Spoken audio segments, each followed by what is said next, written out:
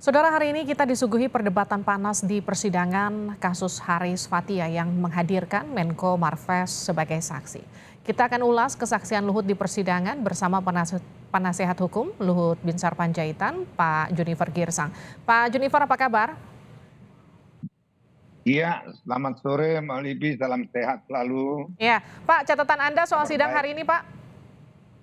Baik, saya mulai dulu catatan saya. Yang pertama, bahwa selama ini diasumsikan maupun dibentuk opini bahwa Pak Luhut ini tidak akan hadir untuk diminta keterangan di persidangan.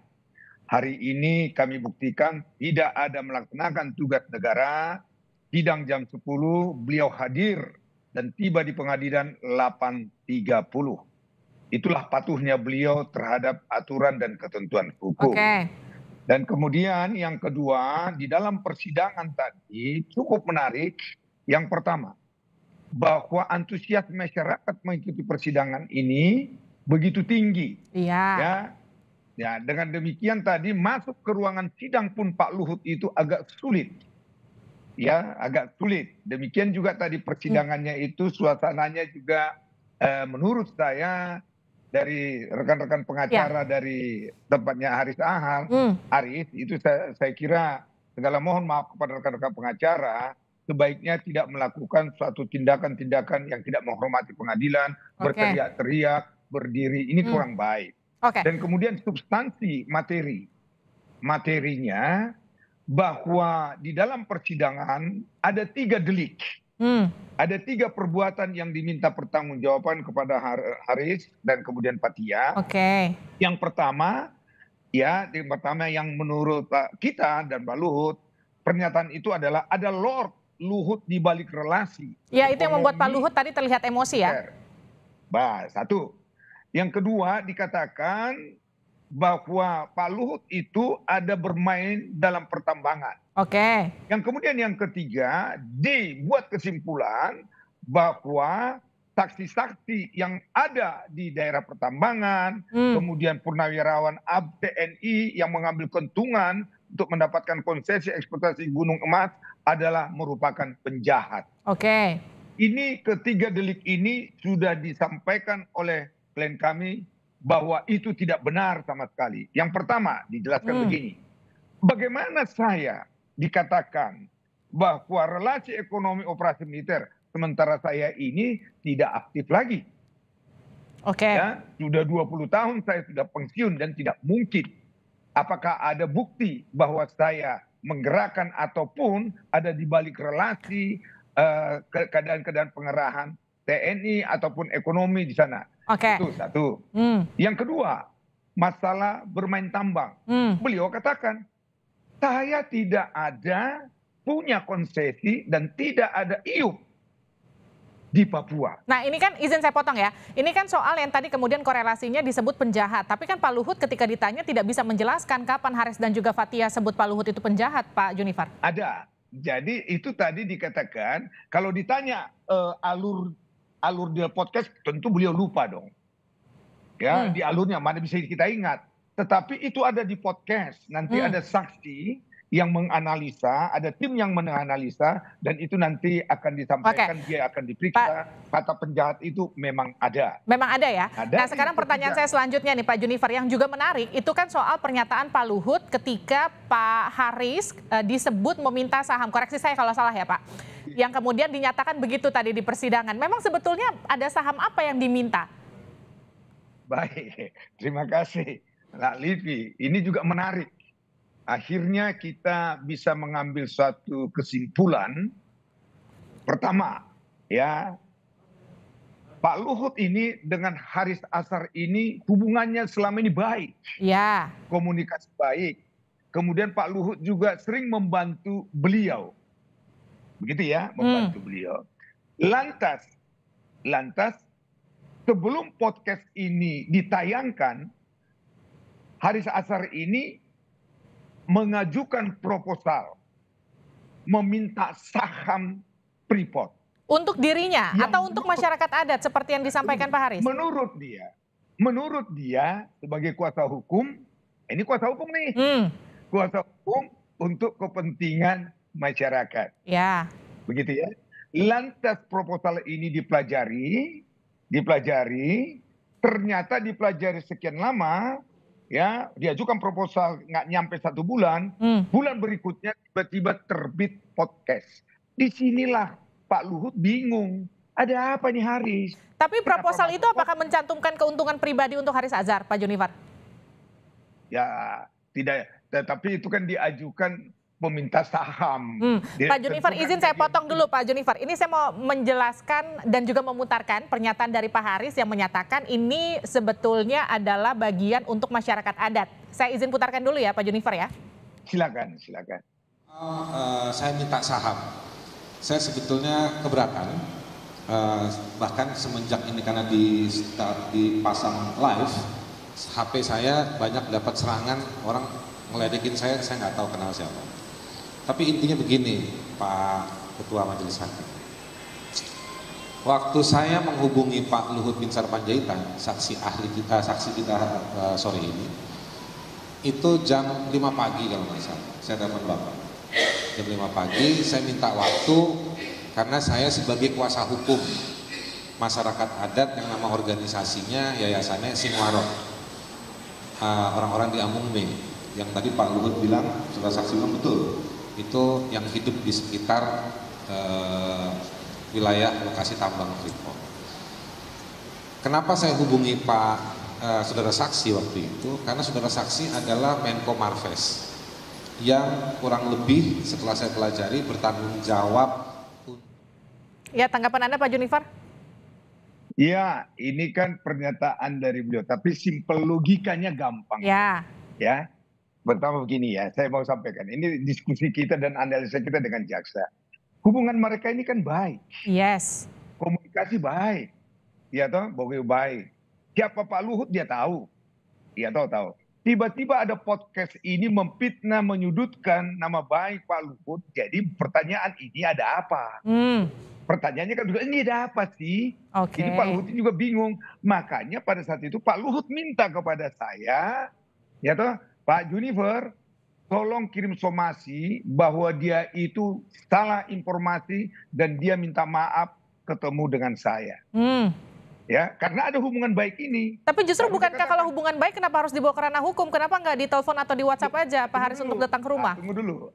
Baik, makanya Pak Luhut stafnya pertama-tama menghubungi Haris Azhar, kamu salah. Tolong dong kamu minta maaf sama Pak Luhut. 2 kali dihubungi oleh stafnya beliau, yaitu Jody dengan CS. Ini nggak mempan. Setelah nggak mempan, sayalah diminta somasi. Somasi saya itu 2 kali loh, meminta maaf karena saya bilang itu tidak benar. Ya, apa yang kamu buat di podcast itu nggak benar, mungkin kamu salah kutip. Kita minta 2 kali. Kita minta 2 kali dia untuk minta maaf, dia tidak mau, malahan kita diundang. Mengklarifikasi. Kan aneh, kok jadi kita mengklarifikasi?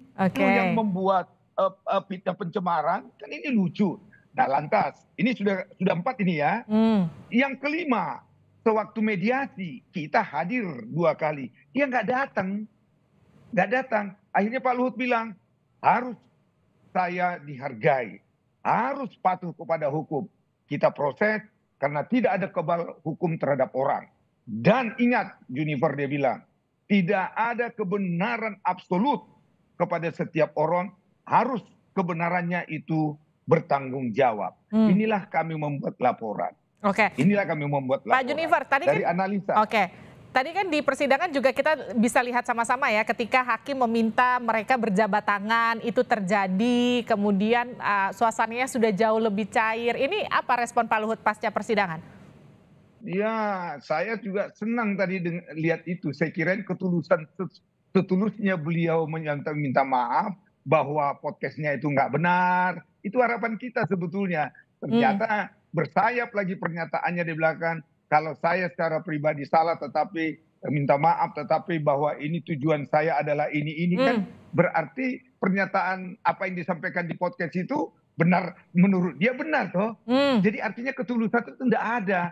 Makanya Pak Luhut sampaikan proses hukumnya kita hormati, minta maafnya kita terima. Ya, minta maafnya kita terima, proses hukum sudah terjadi, biarkan hukum berjalan. Jadi akan tetap ongoing ya? Iya, malahan Pak Luhut katakan harus ada kepastian supaya orang tidak menyatakan menegakkan hukum, menegakkan hak asasi, tapi melanggar hak asasi. Pak Junifer, ini kan Pak Haris juga sempat menyebut ia sebetulnya tidak berniat untuk menyerang pribadi seorang Luhut Binsar Panjaitan. Tapi sebelum Anda komentari, saya mau putarkan dulu pernyataannya. Saksi Pak Luhut, saya nggak ada niat mau nyerang pribadi Bapak, nggak. Bahwa Bapak merasa bahwa ini terserang secara pribadi, ya saya minta maaf sampai di sini. Tapi apa yang saya sampaikan, pertama saya broadcasting dan saya memilih topik dalam YouTube saya itu saya punya standar. Nah teman-teman ini laporannya saya baca pada 3 aspek Pak Saudara Saksi Pak Luhut. Ketiga, satu soal isi laporannya, yang kedua sudah dipublikasinya, yang ketiga ini pribadi atau bukan. Karena waktu saya ngelola YouTube saya, banyak orang datang punya kepentingan pribadi Pak Majelis, minta bayar saya, mau bayar saya, tapi saya juga nggak mau, karena saya punya batasan-batasan. Baik. Saya juga punya constraint tekanan pada diri saya, karena yang saya bahas ini adalah orang-orang yang... Tanggapan Anda Pak Junifer? Ya, jadi kalau dikatakan tidak serang pribadi, kalau kita baca memang fitnah pencemaran itu pribadinya yang diserang. Makanya Pak Luhut bilang jejak digitalnya ini nggak bisa hilang. Seandainya tadi dia katakan bahwa saya, ya ini kalau dikatakan tadi saya minta maaf terhadap podcast yang sudah tersebar, ya, saya kira Pak Luhut juga menyatakan dengan demikian. Berarti apa yang dikatakan itu adalah tidak benar. Ya selesai. Tapi saya lihat kok bersayap gitu loh. Saya juga bingung. Ini kawan ini tulus enggak sih? Begitu loh. Tetapi apapun prosesnya, beliau katakan kita serahkan kepada majelis deh. Ya mudah-mudahan ini pembelajaran kepada siapapun, khususnya kepada para rekan-rekan LSM maupun para pihak. Jangan sembarang membuat statement-statement yang tidak ada dasarnya dan kemudian mencederai nama baik setiap orang. Karena Pak Luhut katakan kepada saya, ini bukan saya, tetapi anak cucu saya terhadap pernyataan ini mereka tidak terima. Meskipun tadi sudah ada jabat tangan, sudah ada pernyataan tidak bermaksud menyerang pribadi, tapi artinya masih belum ada katakanlah maafan yang sesungguhnya begitu kira-kira ya? Iya, masih bersayap gitu loh. Sebenarnya begini ya Mbak ya, saya mencermati dengan ini nggak tahu lawyer dari dari rekan saya Asar itu sebenarnya harus cermat itu. Kalau hakim sudah menyatakan menganjurkan kamu minta maaf, kan begitu kepada Asar. Fathia minta maaf, gitu kan? Harusnya kalau dia bilang saya minta maaf karena saya salah kutip, salah di dalam podcast, selesai saya kira. Tetapi bersayap lagi dikatakan Pak Luhut juga bingung ini minta maaf atau apa ini gitu kan. Tapi artinya gini, kalau memang setelah tadi di persidangan sudah maaf-maafan tapi masih belum clear, tapi kemudian nanti pasca persidangan taruhlah akan ada maaf-maafan part kedua, apakah kemudian akan selesai kasusnya?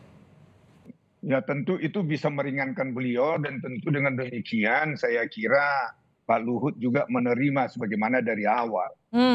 Ya, Pak Luhut ini sangat baik orangnya, jiwa besar, saya tahu persis. Bayangkan 6 kali ditunggu loh minta maafnya itu, 6 kali. Tapi dia bilang, aduh kok begitu ya. Kok begitu dia ya, sampai begitu berkali-kali ngomong sama saya.